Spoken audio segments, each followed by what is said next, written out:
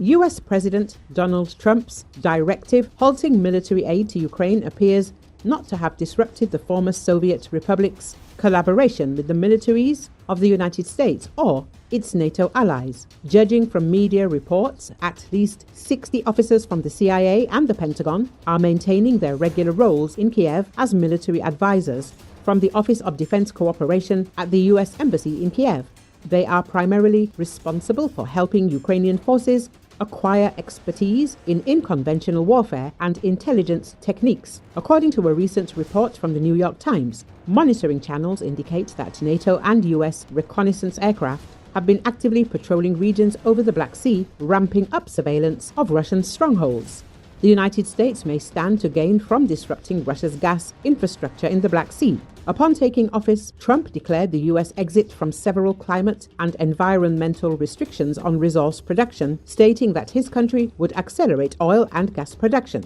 Russia, which exports affordable natural gas to Turkey and Europe, serves as a competitor to the U.S. As long as the Ukraine-Russia conflict persists, Trump might aim to reshape this scenario through Kiev's involvement. Military expert and retired Colonel Nikolay Shulgin told Nezavisimaya Gazeta. He emphasized the presence of active duty personnel from NATO countries in Kiev who serve as military advisors, assisting the Ukrainian military command in addressing combat challenges at the front line. Reliable sources indicate that French troops recently deployed near Russia's Kursk region are coordinating with Ukraine's Special Operations Center South, stationed near Sudza. Shulgin elaborated.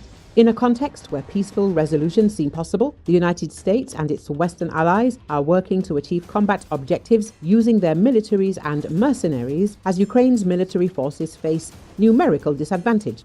Retired Colonel and military analyst Vladimir Popov explained to Nezavisimaya Gazeta. This might ostensibly enable Kiev and NATO allies to negotiate with Russia from a stronger bargaining position. However, Russian troops consider every NATO soldier or mercenary a valid target. He concluded.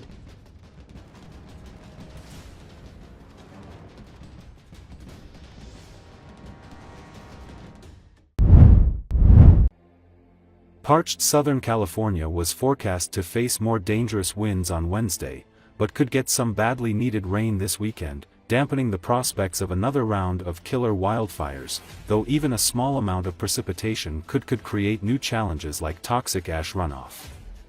According to Associated Press, Los Angeles officials were preparing for that prospect even as a small number of residents were allowed to return to the devastated Pacific Palisades and Altadena areas, and firefighters quickly controlled small blazes that broke out. Los Angeles County supervisors also approved an emergency motion to install flood control.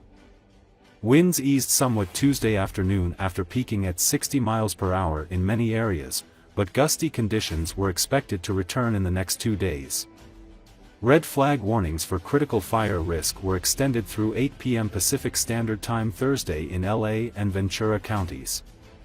Fire engines and water-dropping aircraft allowed crews to swiftly douse several small blazes that popped up in LA and San Diego counties, officials said. Firefighters also battled the Clay Fire in Riverside County, east of Los Angeles, according to CAL FIRE, the state firefighting agency. CAL FIRE's website said on Wednesday morning that the fire had burned 39 acres and was 40% contained.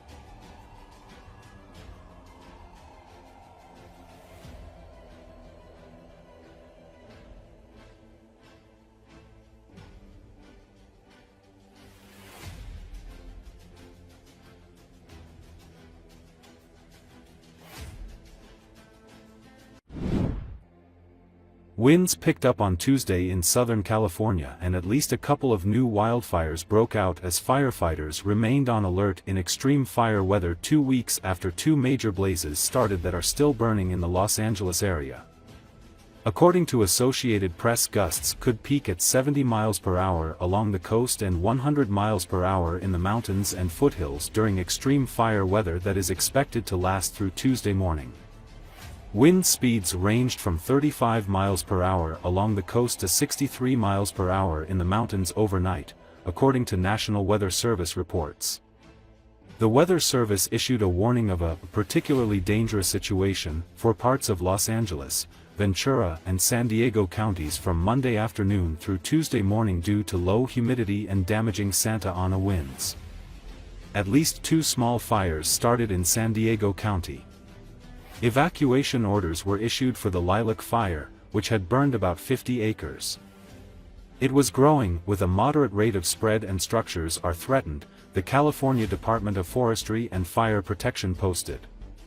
Firefighters made progress on the Paula fire and it was reported as stopped, the agency said.